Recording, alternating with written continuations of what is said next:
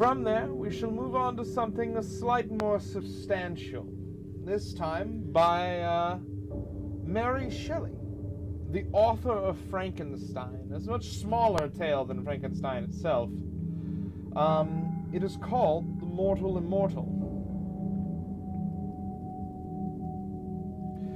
And if you give me just a moment, I am attempting to send someone a link to join our sad and scared lot.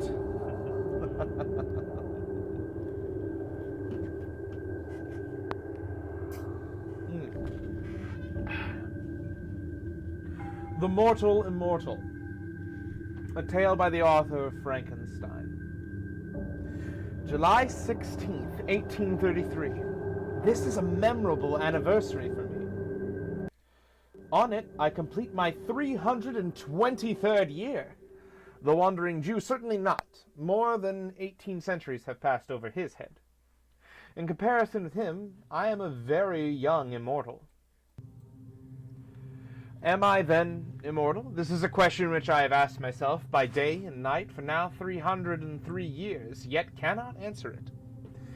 I detected a gray hair amidst my brown locks this very day, that surely signifies decay, yet it has remained concealed for 300 years. For some persons have become entirely white-headed before 20 years of age. I will tell my story, and my reader shall judge for me. I will tell my story and so contrive to pass some few hours of a long eternity, become so wearisome to me, forever. Can it be to live forever? I've heard of enchantments, in which the victims were plunged into a deep sleep to wake after 100 years as fresh as ever. I have heard of the 7 sleepers. Thus to be immortal would not be burthensome, though. But oh, the weight of never-ending time, the tedious passage of the still succeeding hours. How happy was the fabled Narad! But to my task. All the world was heard of Cornelius Agrippa. His memory is as immortal as his art have made me. All the world have also heard of his scholar, who, unawares, raised 71, the foul fiend, during his master's absence, and was destroyed by him. The report, true or false, of this accident was attended with many inconveniences to the renowned philosopher.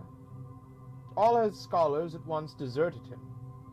His servants disappeared. He had no one near him to put coals on his ever-burning fires while he slept, or to attend to the changeful colors of his medicines while he studied.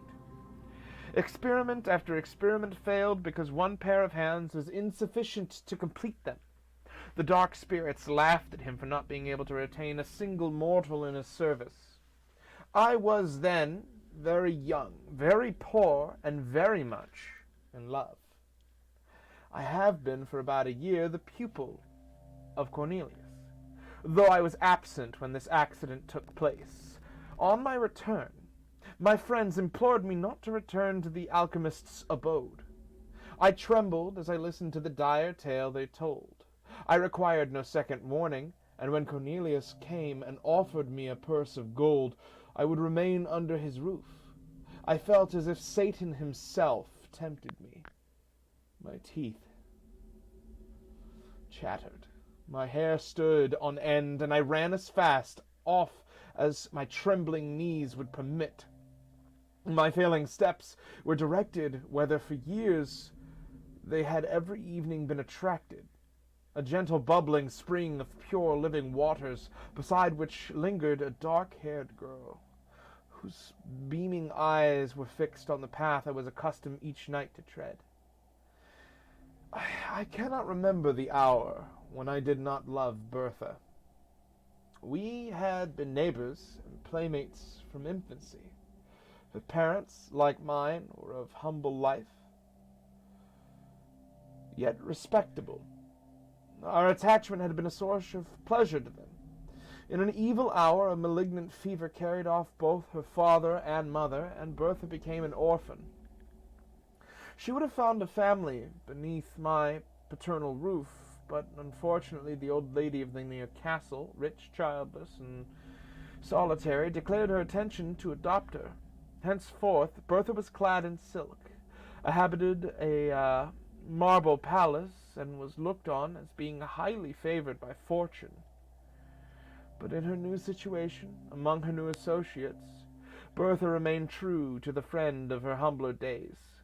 She often visited the cottage of my father, and when forbidden to go thither, she would stray towards the neighboring wood, and meet me beside its shady fountain. She often declared that she owed no duty to her new protectress, equal in sanctity to which bound us, yet still I was too poor to marry, and she grew weary of being tormented on my account. She had a haughty but an impatient spirit, and grew angry at the obstacle that prevented our union. We met now, after an absence, and she had been sorely beset while I was away. She complained bitterly, and was almost reproached for being poor. I replied hastily, "I am honest if I am poor.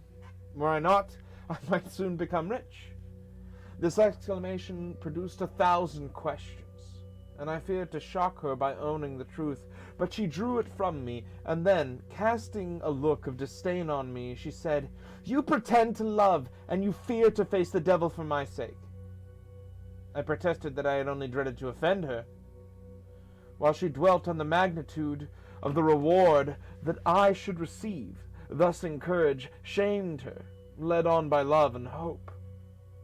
Laughing at my late fears, with quick steps and a light heart, I returned to accept the offers of the alchemist, and was instantly installed in my office. A year passed away. I became possessed of no insignificant sum of money. Custom had banished my fears. In spite of the most painful vigilance, I had never detected the trace of a cloven foot, nor was the studious silence of our abode ever disturbed by demonic howls. I still continued my stolen interviews with Bertha, and hope dawned on me. Hope, but not perfect joy. For Bertha fancied that love and security were enemies, and her pleasure was to divide them in my bosom. Though true of heart, she was somewhat of a coquette in manner, and I was jealous of a Turk. She slighted me in 1,000 ways, yet would never acknowledge herself to be in the wrong. She would drive me mad with anger, and then force me to beg her pardon. Sometimes she fancied that I was not sufficiently submissive, and that she had some story of a rival favored by her protectress. She was surrounded by silk-clad youths, the rich and the gay. What chance had the sad-robed scholar of Cornelius compared with these? If I'm being honest with you, my friend, as a reader, not is the story, this woman seems insane. On one occasion, the philosopher made such large demands upon my time that I was unable to meet her as I was wont. He was engaged in some mighty work, and I was forced to remain day and night, feeding his furnaces and watching his chemical preparations. Bertha waited for me in vain at the fountain. Her haughty spirit fired at this neglect, and when I last stole out during the few short minutes allotted to me for slumber, and hoped to be consoled by her, she received me with disdain, dismissed me with scorn, and vowed that any man should possess her hand rather than he who would not be in 2 places at once for her sake. She would be revenged, and truly she was. In my dingy retreat, I heard that she had been hunting, attended by Albert Hoffer. Albert Hoffer was favored by her protectress, and the 3 passed in cavalcade before my smoky window. Methought that they had mentioned my name. It was followed by a laugh of derision, as her dark eyes glanced contemptuously towards my abode. Jealousy, with all of its venom and all its misery, entered my breast. Now I shed a torrent of tears, to think that I should never call her mine, and anon I imprecated 1,000 curses on her inconstancy. Yet still, I must stir the fires of the alchemist, still attend on the changes of his unintelligible medicines. Cornelius had watched for 3 days and nights, nor closed his eyes. The progress of his ambulics was slower than he expected. In spite of his anxiety, sleep weighed upon his eyelids. Again and again he threw off drowsiness with more than human energy. Again and again it stole away his senses, his eyes, his crucibles, wistfully. "Not ready yet," he murmured. "Another night pass before the work is accomplished. Winsey, you are vigilant, you are faithful. You have slept, my boy. You slept last night. Look at that glass vial. The liquid it contains is of soft rose color. The moment it begins to change its hue, awaken me. Till then I may close my eyes. First it will turn white, and then emit golden flashes, but wait not till then. When the rose color fades, rouse me." I scarcely heard the last words muttered, as they were in sleep. Even then he did not quite yield to nature. "Winsey, my boy," he again said, "do not touch the vessel. Do not pour it on your lips. It is a filter to cure love.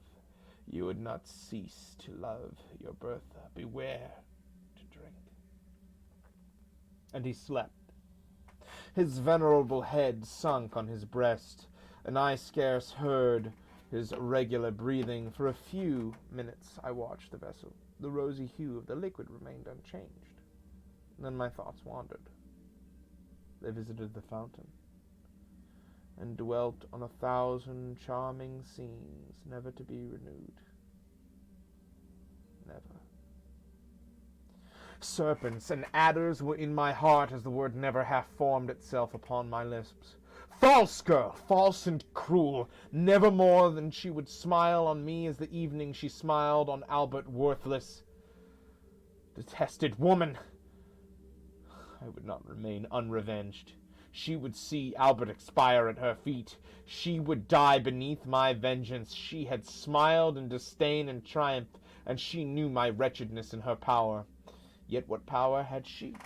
The power of exciting my hate, my utter scorn, my all but indifference. Could I attain that? Could I regard her with careless eyes, transferring my rejected love to one fairer and more true? That were indeed a victory. A bright flash darted before my eyes. I had forgotten that medicine of the adept. I gazed on it with wonder. Flashes of admirable beauty, more bright than those which the diamond emits when the sun rays are on it, glanced from the surface of the liquid. An odor, the most fragrant and grateful, stole over my sense. The vessel seemed one globe of living radiance, lovely to the eye and most inviting to the taste. The first thought instinctively, inspired by the grosser sense, was, I will. I must drink. I raised the vessel to my lips. It will cure me of love, of torture. Already I had quaffed half of the most delicious liqueur ever tasted by the palate of man when the philosopher stirred.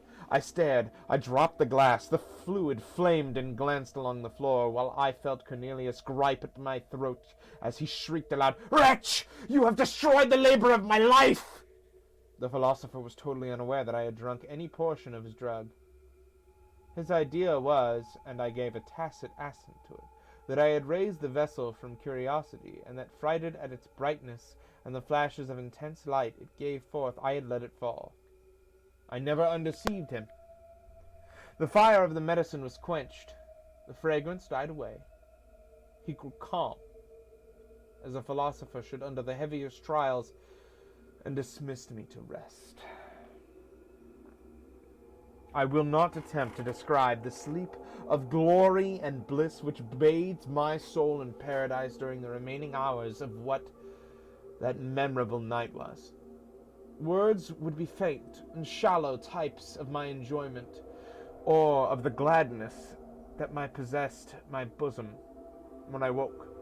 I trod air. My thoughts were in heaven. Earth appeared heaven, and my inheritance upon it was to be one trance of delight. This is to be cured of love, I thought.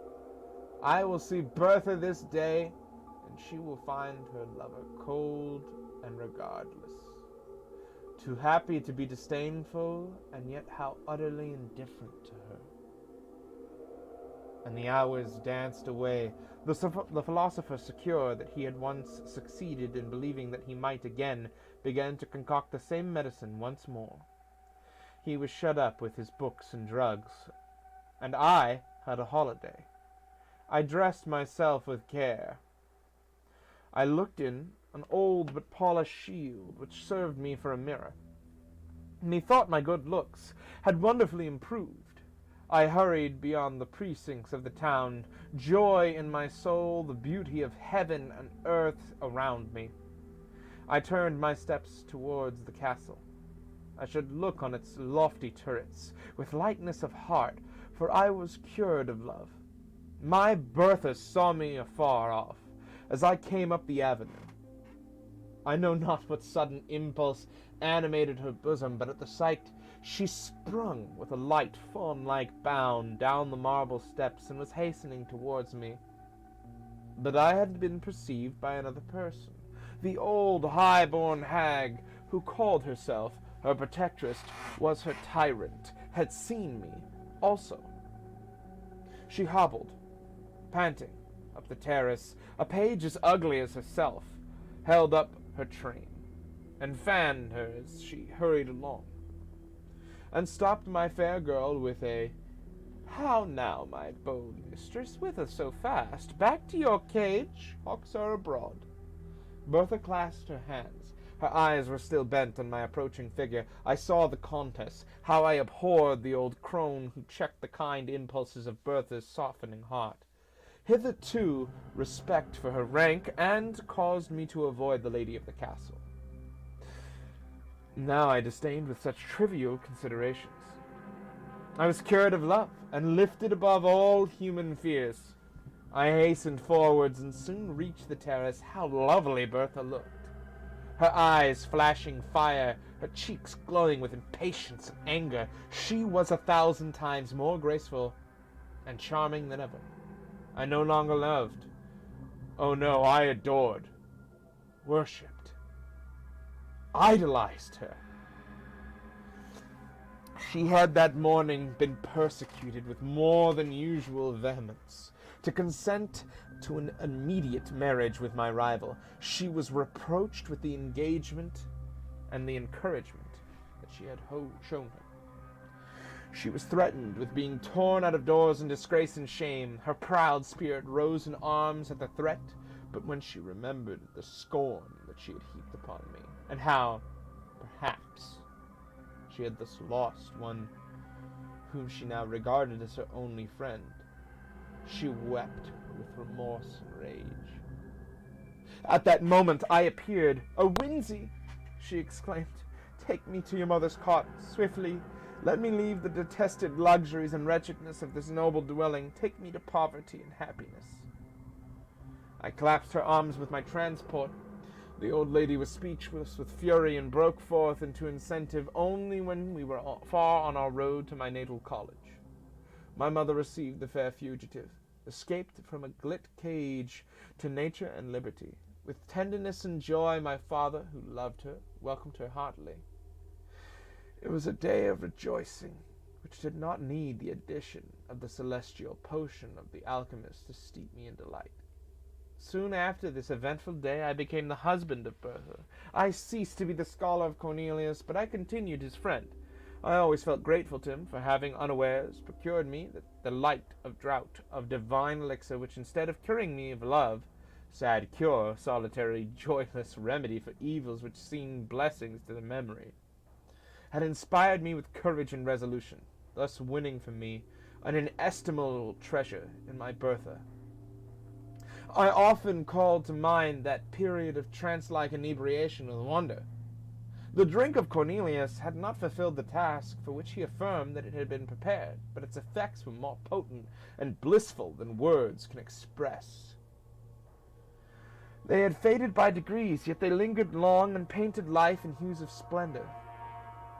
Bertha often wondered at my lightness of heart, an unaccustomed gaiety, for before I had been rather serious or even sad in my disposition. She loved me the better for my cheerful temper, and our days were winged by joy. 5 years afterwards, I suddenly summoned to the bedside of the dying Cornelius. He had sent for me in haste, conjuring my instant presence. I found him stretched on his pallets, enfeebled even to death.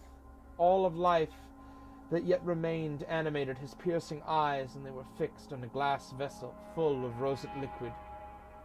"Behold," he said in a broken and inward voice, "the vanity of human wishes. A second time my hopes are about to be crowned, a second time they are destroyed.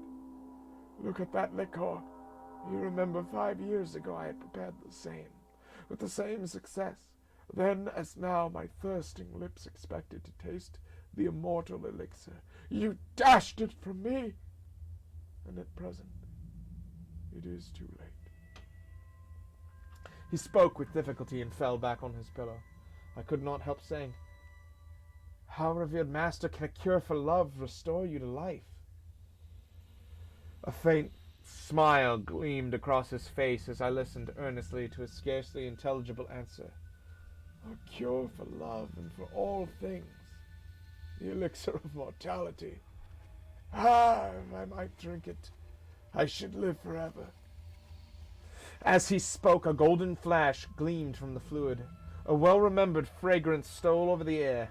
He raised himself, all weak as he was. Strength seemed miraculously to re-enter his frame.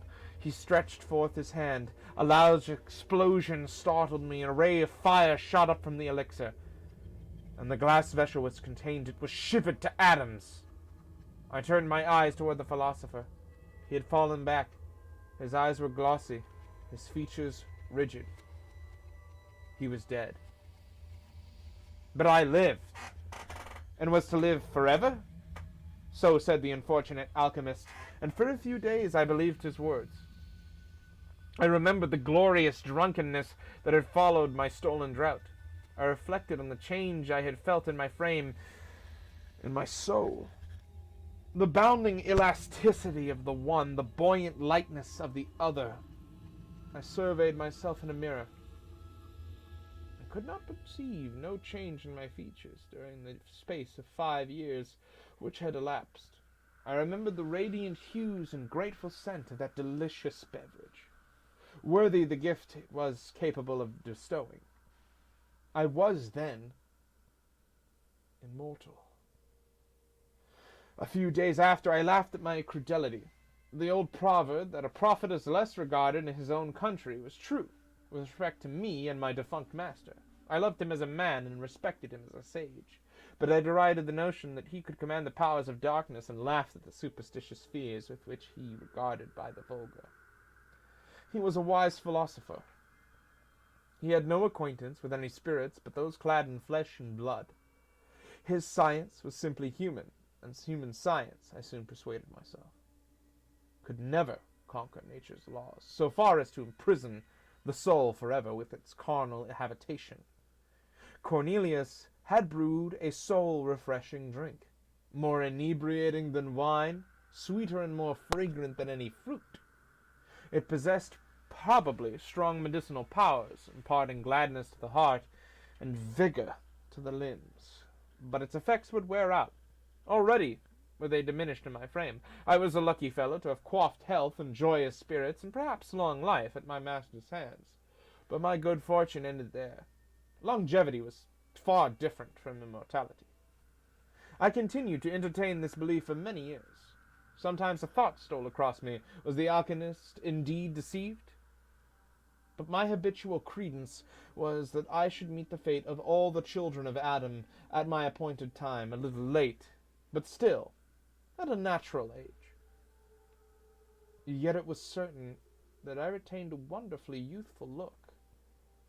I was laughed at for my vanity in consulting the mirror so often, but I consulted it in vain. My brow was untrenched. My cheeks, my eyes, my whole person continued as untarnished in my 20th year. I was troubled, I looked at the faded beauty of Bertha. It seemed more like her son. By degrees, our neighbors began to make similar observations, and I found at last that I went by the name of the scholar bewitched. Bertha herself grew uneasy. She became jealous and peevish, and at length she would begin to question me. We had no children. We were all in all to each other, and though, as she grew older, her vivacious spirit became a little allied to ill temper, and her beauty sadly diminished, I cherished her in my heart as the mistress I had idolized, the wife I had sought and won with such perfect love. At last our station became intolerable. Bertha was 50 years, and I 20 years of age. I had, in very shame, in some measure adopted the habits of a more advanced age. I no longer mingled in the dance among the young and gay, but my heart bounded along with them, while I restrained my feet, and a sorry figure I cut among the nesters of our village. But before the time I mentioned, things were altered. We were universally shunned. We were, at least I was, reported to have kept up an iniquitous acquaintance with some of my former master's supposed friends. Poor Bertha was pitied, but deserted. I was regarded with horror and detestation. What was to follow? As I say, what was to follow, the Wolf Den 808. It is much appreciated that you follow me. Now, back to the story. I was regarded with horror and detestation. What was to be done? We sat by our fire, our winter fire. Poverty had made itself felt, for none would buy the produce of my farm, and often I had been forced to journey 20 miles to some place where I was not known, to dispose of our property. It is true we had saved something for an evil day. That day was come. We sat by our lone fireside, the old-hearted youth and his antiquated wife. Again, Bertha insisted on knowing the truth. She recapitulated all she had ever heard said about me, and added her own observations. She conjured me to cast off the spell. She described how much more comely gray hairs were than my chestnut locks. She descanted on the reverence and respect due to age, how preferable to the slight regard paid to mere children. Could I imagine that the despicable gifts of youth and good looks outweighed disgrace, hatred, and scorn? Nay, in the end I should be burnt as a dealer in the black arts, while she, to whom I had not deigned to communicate any portion of my good fortune, might be stoned as my accomplice. At length she instituted that I must share my secrets with her, and bestow on her like benefits to those I myself enjoyed, or she would denounce me. And then she burst into tears. Thus beset, methought it was the best way to tell the truth. I revealed it as tenderly as I could, and spoke only of a very long life, not of immortality, which representation indeed coincided best with my own ideas. When I ended, I arose and said, "And now, my Bertha, will you denounce the lover of your youth? You will not, I know, but it is hard, too hard, my poor wife, that you should suffer from my ill luck and the accursed arts of Cornelius. I will leave you. You have wealth enough, and friends will return in my absence. I will go. Young as I seem, and strong as I am, I can work and gain my bread among strangers, unsuspected and unknown. I loved you in youth. God is my witness that I would not desert you in age, but that your safety and your happiness require it." I took my cap and I moved towards the door. In a moment, Bertha's arms were around my neck, and her lips were pressed to mine. No, my husband, my Winsey," she said. "You shall not go alone. Take me with you. We will remove from this place, and as you say, among strangers we shall be unsuspected and safe. I'm not so old as quite to shame you, my Winsey, and I dare say the charm will soon wear off, and with the blessing of God you will become more elderly-looking, as is fitting. You shall not leave me." I returned the good soul's embrace heartily. "I will not, my Bertha. but for your sake I had not thought of such a thing. I will be your true, faithful husband while you are spared to me, and do my duty by you to the last." The next day we prepared secretly for our emigration. We were obliged to make great pecuniary sacrifices. It could not be helped. We realized a sum sufficient at least to maintain us while Bertha lived, and without saying adieu to anyone, quitted to our native country, to take refuge in a remote part of western France. It was a cruel thing to transport poor Bertha from her native village and the friends of a youth to a new country, new language, new customs. The strange secret of my destiny rendered this removal immaterial to me. But I compassionated her deeply, and was glad to perceive that she found compensation for her misfortunes in a variety of little ridiculous circumstances. Away from all tall-tale chroniclers, she sought to decrease the apparent disparity of our ages by 1,000 feminine arts. Rouge, youthful dress, assumed juvenility of manner. I could not be angry. Did I not myself wear a mask?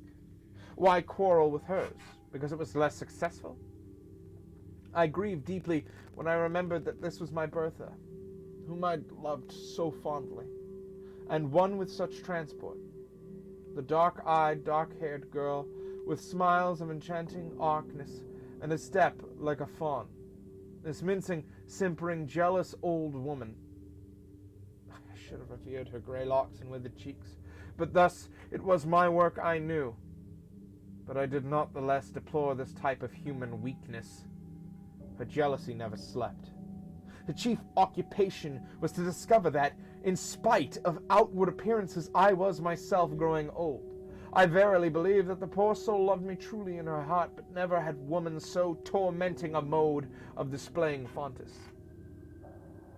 She would discern wrinkles in my face and decrepitude in my walk while I bounded along in youthful vigor, the youngest looking of 20 youths. I never dared address another woman. On one occasion, fancying that the belle of the village regarded me with favoring eyes, she brought me a grey wig. Her constant discourse among her acquaintances was that, though I looked so young, there was ruin at work within my frame, and she affirmed that the worst symptom about me was my apparent health. My youth was a disease, she said, and I ought at all times to prepare, if not for a sudden and awful death, at least to awake some morning white-headed, bowed down with all marks of advanced age. I let her talk. I often joined in her conjectures. Her mornings chimed in with my never-ceasing speculations concerning my state, and I took an earnest, though painful, interest in listening to all that her quick wit and excited imagination could lay on the subject. Why dwell on these minute circumstances? We lived on for many long years. Bertha became bedridden and paralytic. I nursed her as mother might a child. She grew peevish and still harped upon one string of how long I should survive her. It has never been a source of consolation to me that I performed my duty scrupulously toward her. She had been mine in youth, she was mine in age, and at last, when I heaped the sod over her corpse, I wept to feel that I had lost all that really bound me to my humanity. Since then, how many have been my woes and cares? How few and empty my enjoyments! I pause here in my history. I will not pursue it further. A sailor without rudder or compass, tossed on stormy sea, a traveler lost on a wide-spread heath, without landmark or star to him. Such have I been, more lost, more hopeless than either. A nearing ship, a gleam for some far cot may save them. But I have no beacon, no light except hope of death. Death, mysterious, ill-visaged friend of weak humanity, why alone of all mortals have you cast me from your sheltering fold? Oh, for the grace of the grave, the deep silence of iron-bound tomb, that thought would cease to work in my brain, and my heart beat no more with emotions, varied only by new forms of sadness. Am I immortal? I return to my first question. In the first place, is it not more probable that the beverage of the alchemist was fraught rather with longevity than eternal life? Such is my hope. And then be it remembered that I only drank half of the potion prepared by him. Was not the whole necessary to complete the charm? To have drained half the elixir of immortality is but to be half immortal?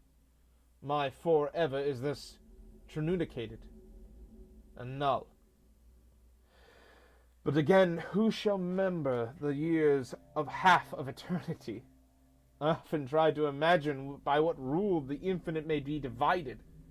Sometimes I fancy age advancing upon me. One gray hair I have found. Fool! Do I lament? Yes.